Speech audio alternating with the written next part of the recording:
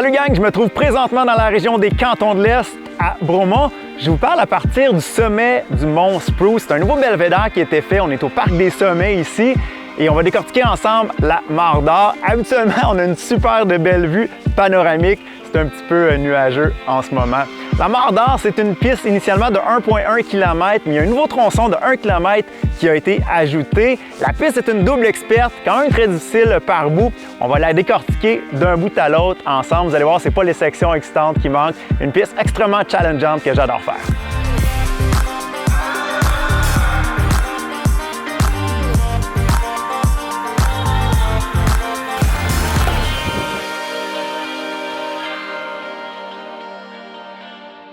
Alors, commence dans la Mare d'Or, un petit peu plus plat au début.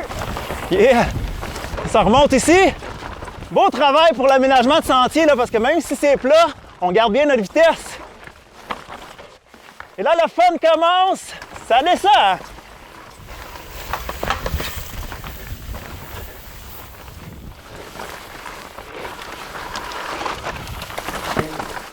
Très glissant. Un petit peu plus abrupt ici. Magnifique forêt ici.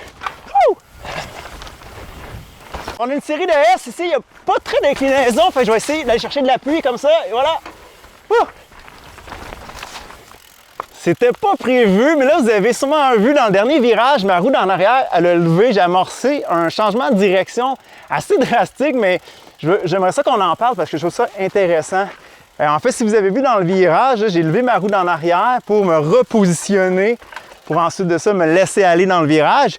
Je dis pas que c'est une technique obligatoire à faire ici dans la Mare d'Or.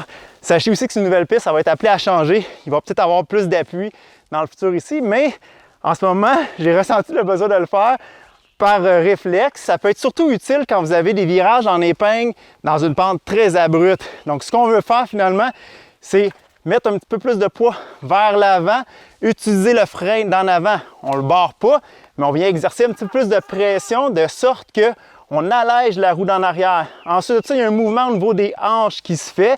On va porter la roue d'en arrière dans la direction qu'on veut. Puis ensuite de ça, bien, on laisse aller dans le virage. C'est une technique qui peut se pratiquer là, dans une pente douce, ça peut être même dans la rue. Pratiquer ça, c'est un petit peu du trial si on veut. Fort utile des fois dans des sections un petit peu plus lentes, techniques et abruptes. Je vais essayer de refaire ça. Donc, je vais amorcer le virage, un petit peu plus de poids vers l'avant, je tasse les hanches et ça coule. Dans cette section, on a un choix. Vous avez la ligne principale à gauche et sinon à droite ici, pour ceux qui veulent un petit peu plus de piquant, petite section abrupte sur une slick rock, magnifique vue en arrière. Et là, on a une tournant vers la gauche dans les roches qui va nous ramener juste en bas dans un des tournants là, de la ligne principale. Mais de l'autre côté, on va faire la ligne principale ensemble. On a une série de 5 virages ici.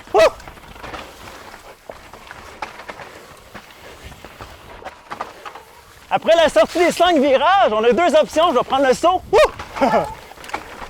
Section abrupte avec l'appui sur la roche.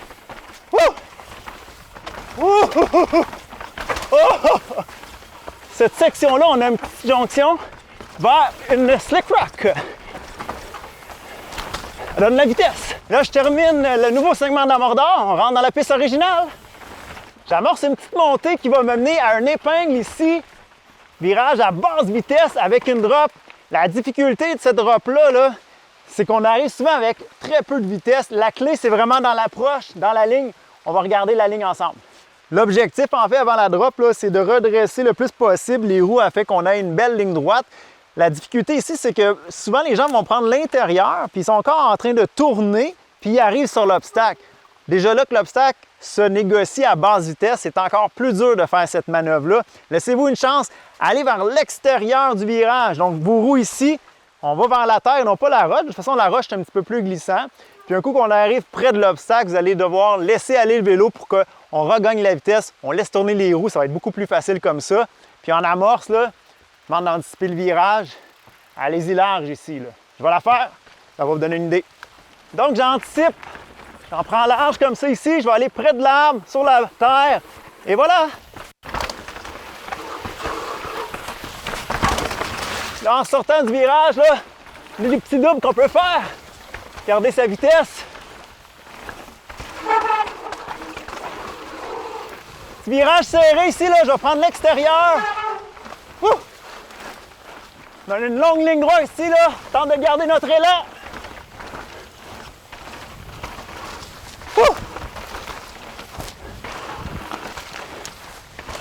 Très belle section ici, là. Ça va vite ici. Saut de racine.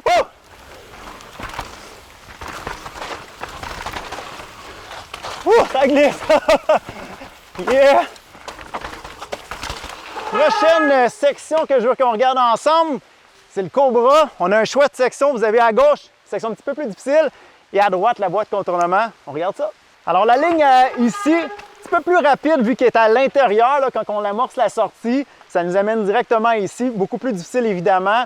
C'est pas pour rien que ça s'appelle la Cobra. L'idée, c'est justement les racines ici. Si on va dessus, surtout la roue d'en avant, surtout quand c'est glissant comme aujourd'hui, ça mord.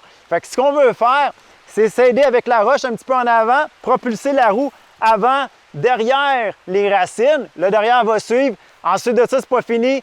Virage vers la gauche, très abrupt. Sinon, pour ce qui est de la voie de contournement, un petit peu plus facile, vous avez un beau S. Par contre, vous allez accélérer rapidement. Alors, dosez votre freinage. Après ça, ça remonte. On fait ça. Lève la roue d'en avant. Tourne. Et là, on arrive sur une petite montée. Drop les roches. Section unique en son genre, là. Un beau combo. Wall ride. Après le wall ride, on a un saut. Woo! Alors ici, je vais rentrer un petit peu plus vers l'extérieur.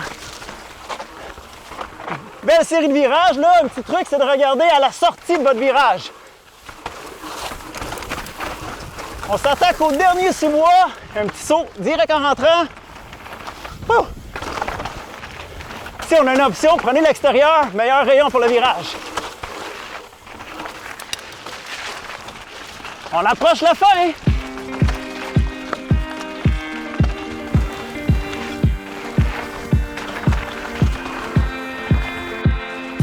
C'est ce qui nous amène à la fin de la Mare d'Or. Là, la Mare d'Or était déjà le fun à faire, mais là, on vient d'y ajouter un autre kilomètre. C'est 2 km en tout. Vous avez vu quand même, il y a pas mal de sections plats et de montées. Fait que ça fait une piste excessivement challengeante si on veut la faire d'un bout à l'autre à pleine vitesse.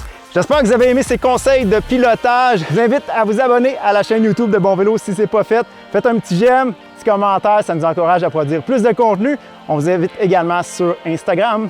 Bon vélo!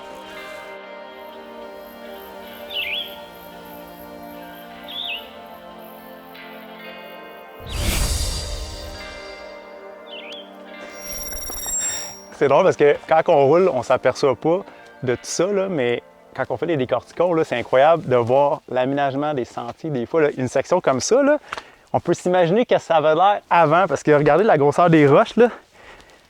Ça, là, ça a été tassé. Je ne sais pas comment. Il y a du gros travail. D'ailleurs, yeah, ouais. Du gros travail ici. De vrai, là. Félicitations, parce que Mare d'Or, c'est pas évident, on est à flanc de montagne depuis le début, là, fait que félicitations à l'équipe d'aménagement de sentier. Bon travail.